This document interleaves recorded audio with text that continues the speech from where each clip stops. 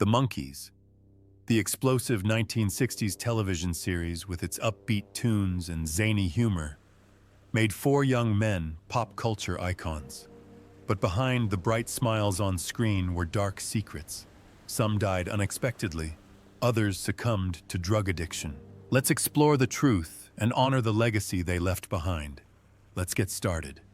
Davy Jones, as Davy David Thomas Jones, was born on December 30th, 1945, in Longside, England, and had an artistic spirit from a very young age. At just 20 years old, he became the romantic heart of the Monkees on television from 1966 to 1968, winning over audiences with his handsome looks, mischievous charm, and warm voice in hits like Daydream Believer and I Wanna Be Free.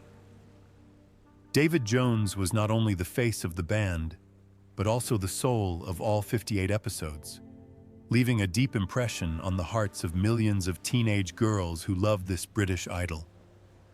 He died on February 29, 2012, at the age of 66, after suffering a sudden heart attack at his beloved horse farm in Florida, where he spent time training and caring for the horses he loved like family. Jones's body was cremated, and his ashes were divided into several parts, one placed next to his parents' graves in England, and another sent to a church in Pennsylvania that he had purchased to restore as a memorial to his musical legacy.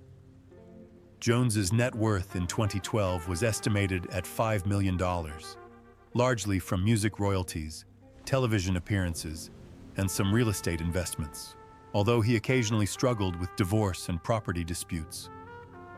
David Jones's married life was tumultuous and tragic. He was married 3 times, first to Linda Haynes from 1968 to 1975, then to Anita Pollinger from 1981 to 1996, and finally to Jessica Pacheco from 2009 until his death. These relationships produced 4 daughters for Jones, but also brought great suffering, especially to his final wife, with whom he and she repeatedly accused each other of emotional abuse in court. The pressures of fame, a demanding performing schedule, and the failed marriages led Jones to turn to alcohol and drugs in the late 1960s, something he admitted in his 1987 memoir, They Turned Me Into a Monkey. As a result, his cardiovascular health rapidly declined, leading to the tragic heart attack that took his life at the age of 66. Robert Michael Nesmith was born on December 30, 1942, in Houston, Texas, and was an ambitious artist from an early age.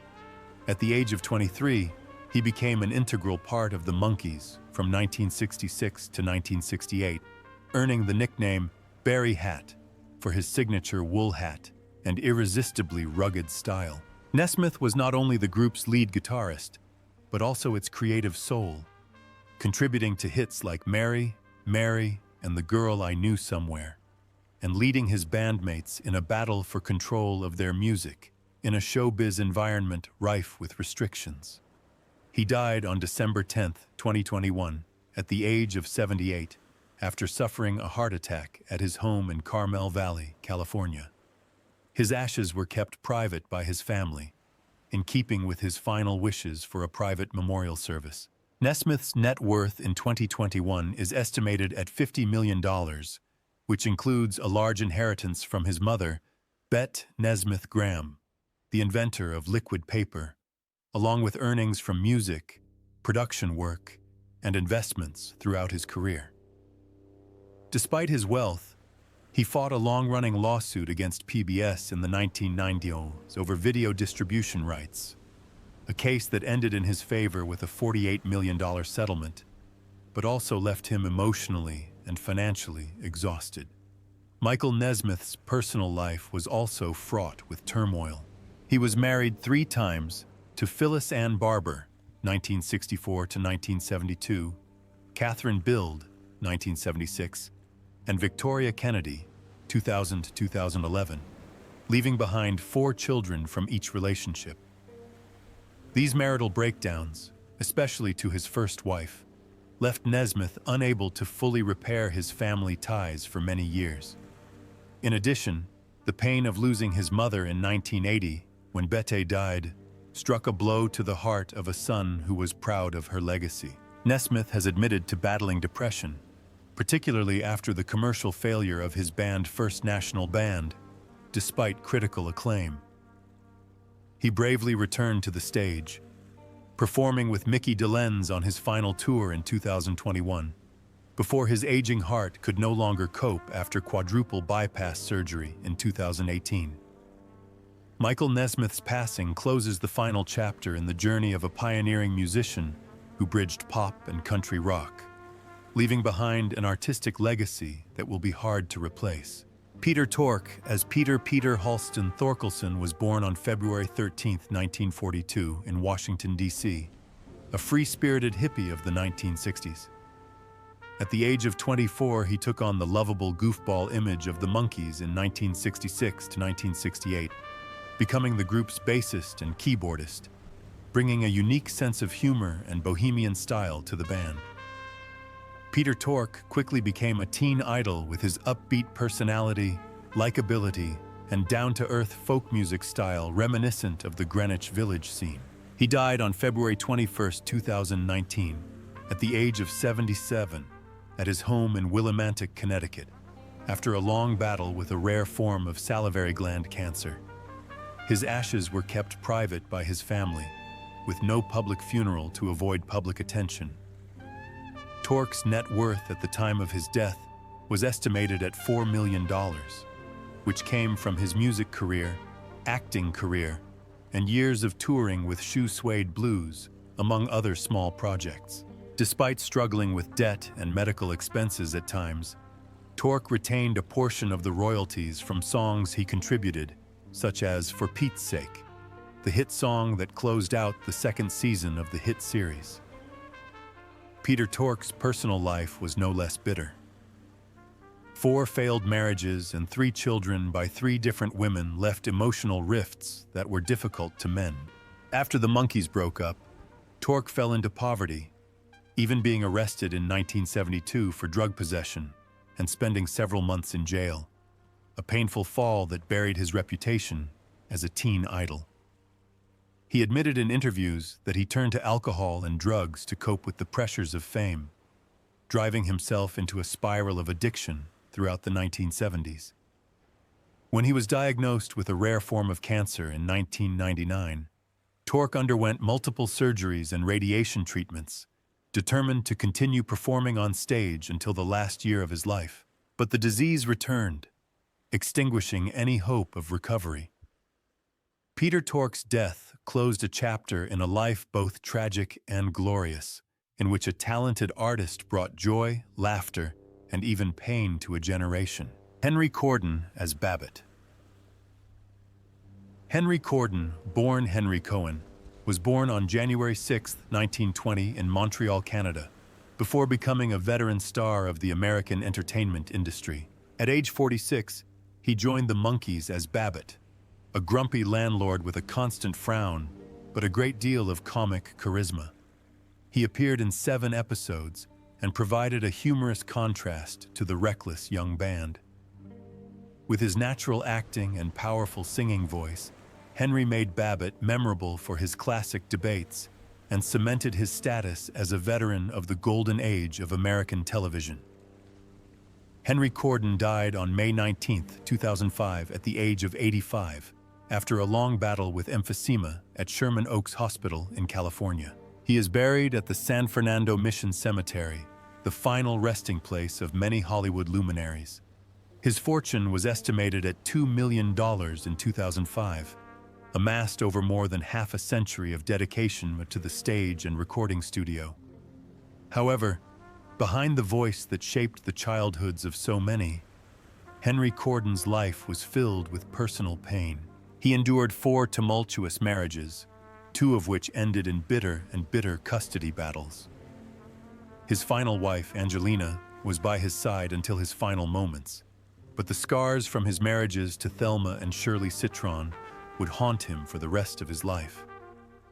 Many believed that Henry's emphysema was related to his longtime smoking habit, but he never publicly acknowledged this.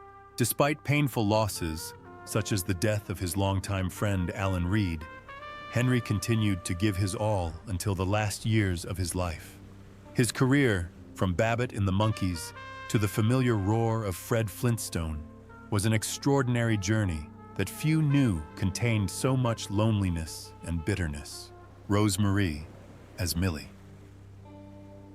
Rosemarie Mazzetta was born on August 15, 1923 in New York, and entered the entertainment world as a child under the stage name Baby Rosemarie, soon becoming a singing prodigy in the post-silent film era. In 1966, at the age of 43, she appeared in The Monkees as Millie, a gentle, loving mother who brought warmth and charm to 2 episodes, providing the perfect balance to the mischievous chaos of the young band. Rosemarie retained the wit and quick wit that made her famous on The Dick Van Dyke Show, making her portrayal of Millie a lasting impression on television audiences. She passed away on December 28, 2017, at her home in Van Nuys, Los Angeles, at the age of 94, after falling asleep peacefully next to her longtime caregiver and agent. The cause is believed to be old age, ending a journey of nearly 9 decades of tireless dedication. Rosemarie's ashes are kept privately by her family, in memory of a legend. It is estimated that she left behind about $8 million, accumulated from her years as a child singer, her iconic role as Sally Rogers on The Dick Van Dyke Show, and countless other popular television shows. But Rosemarie's life was not all praise and applause. In 1964, she lost her beloved husband of 18 years, Bobby Guy, a heartbreaking loss. Loneliness followed her for decades until she found a loving friendship with Vince Miranda in the early 1970s. In her 2002 autobiography, Hold the Roses, Rosemarie unabashedly revealed the immense pressures of working non-stop since her childhood fame, and the emptiness that followed after the spotlight faded. In her final years, she bravely shared with the public about her battle with cancer, always maintaining the humor and strong personality that earned her the nickname patron saint of female comedy writers. When Rosemarie passed away, the world lost not only a sweet voice and a famous comedian, but also a beautiful piece of American television history in its golden age. Burt Mustin as Butler Burton Hill. Burt Mustin was born on February 8, 1884, in Pittsburgh, Pennsylvania, and was 82 years old when he appeared in The Monkees in 1966. In this popular series, he played a stern older butler, bringing a maturity and old-fashioned charm that contrasted with the youthful energy of the band, leaving a lasting impression on audiences. He died on January 28, 1977, at the age of 92, at Glendale Memorial Hospital in California, after failing health due to old age. Over 2 decades of perseverance, despite only starting his artistic career in his 60s, he has still accumulated about $1 million from hundreds of small but memorable roles, a testament to the extraordinary perseverance rarely seen in the history of cinema. Burt Mustin's life is like an emotional movie. He graduated with an engineering degree, sold cars, and worked at the Chamber of Commerce before finding his way to the stage. His 54-year marriage to Frances Robina Woods was his greatest source of emotional support. But when she died in 1969, Mustin sank into a lonely despair that few could understand. Overcoming all the pain, Burt Mustin still stood firm on the set, with laughter and gentle eyes, then closed his life as a monument to the actors who specialized in playing villains, quiet but irreplaceable. Milton Fromm as Latham. Milton Fromm, full name Milton Fromm, was born on February 24, 1909 in Philadelphia, and had the classic charm of Hollywood's golden age. He was 58 when he joined the Monkees in 1967, playing Latham, a stern but humorous character who created countless awkward situations for the band. Latham perfectly captured the old-fashioned management style that audiences often saw in sitcoms of the time, helping Fromm make a lasting impression in just 1 episode. He died on March 21, 1989, at the age of 80, after years of battling congestive heart failure, a disease that slowly eroded the health of the aging artist. Milton Fromm was buried at Forest Lawn, Hollywood Hills Cemetery, resting alongside countless legendary names, closing a long artistic journey with an estimated fortune of $1 million, a worthy reward for 4 decades of tireless dedication. Few people know that behind the glamorous appearance and stern face on screen, Milton Fromm was a devoted husband to Doris Fromm and father of 2 children. Later, he faced many pressures when his fame faded, along with the burden of heart disease that eroded his spirit. From Batman to Bewitched and countless Jerry Lewis films, Milton has always tried to maintain the image of a professional actor, but once admitted in an interview, "This world is harsh, and sometimes you just have to laugh it off." Behind that smile is the heart of an artist who has devoted himself to the American screen for nearly half a century. Rip Taylor as Glick Charles Elmer. Rip Taylor Jr. was born on January 13, 1931, in Washington, D.C., and was a legendary comedian known for his colorful wigs and iconic confetti-tossing act. At the age of 36, he appeared in The Monkees in 1967 playing Glick, a bizarre, ridiculous, but sarcastic villain that only Rip Taylor could portray. Glick, with his humorous yet witty style, brought explosive energy to the series, making him an unforgettable character. On October 6, 2019, he passed away at Cedars-Sinai Medical Center in Los Angeles at the age of 88 due to heart failure following a seizure. His ashes were scattered in the Hawaiian Sea, a generous farewell worthy of the indomitable spirit of an artist. Rip Taylor's estimated net worth is around $3 million, amassed from thousands of performances, a guest appearance in the 1992 animated film The Addams Family, and countless late-night comedy appearances. But behind that glamorous exterior, Rip Taylor endured a troubled childhood, losing his father at the age of 2, living with a mentally ill mother, and being abused as a child. Those emotional wounds seemed to follow him throughout his life, forcing him to maintain a cheerful public image. Taylor was married to dancer Rusty Rowe, but the marriage quickly ended, and he later had a long-term relationship with Robert Fortney, amid a lot of homophobic stereotypes. He didn't succumb to drug addiction, but admitted to being exhausted by the constant pressure of performing comedy to mask his loneliness. In his later years, Rip defied his age by appearing in Will and Grace, The Emperor's New School, and even Jackass 3D, proving that his career was still going strong until his last breath. With a brave heart and wild soul, Rip Taylor spread laughter and tears, then left this world like a brilliant firework in the sky, leaving an unforgettable impression on all who loved him. Henry Beckman as District Attorney. Henry Beckman was born on November 26, 1921, in Halifax, Canada, and was 45 years old when he joined the Monkees in 1966. In the series, he played a cold and stern district attorney who directly confronted the band in a tense and dramatic episode, bringing a rare realism and tension to the story. Beckman's calm demeanor, piercing gaze, and commanding voice made him a memorable character, despite his brief appearance. He died on June 17, 2008 in Barcelona, Spain, at the age of 86 with his second wife Hillary by his side. The cause of death was determined to be heart failure after a long battle with old age. Beckman's entire career, from Peyton Place to The X-Files, has helped him amass an estimated net worth of $1.5 million, a modest but worthy sum for a dedicated actor. Behind the spotlight, Beckman's life has also had its dark sides.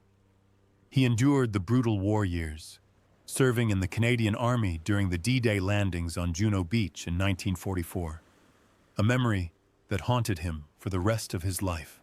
His marriage to his first wife, Cheryl Maxwell, along with the founding of the Duke's Oak Theatre, was at times a source of happiness and inspiration. but at times stifling as he tried to balance family and career. After his separation from Cheryl, Beckman found peace with Hillary and proudly watched his son Brian become a talented scientist. The loss of his close co-stars over the years caused Beckman to fall into depression more than once. And then, after more than half a century of dedication, Henry Beckman passed away quietly, closing a heroic chapter, leaving behind a legacy of a resilient, enduring actor. Len Lesser as George, born December 3, 1922, in New York. Leonard King Lesser had the comedic, easygoing spirit of an actor born to play supporting roles as brilliant as leads. In 1967, at the age of 44, he appeared in The Monkees as George, a bumbling gangster who becomes a source of laughter through his silly encounters with the band. Len Lesser made the character a memorable color in 2 films, with the intimate acting and flexible improvisation that became his trademark on the American screen. He died on February 16, 2011, at the age of 88, of pneumonia due to cancer complications in Burbank, California. His ashes were buried privately, according to his family's wishes.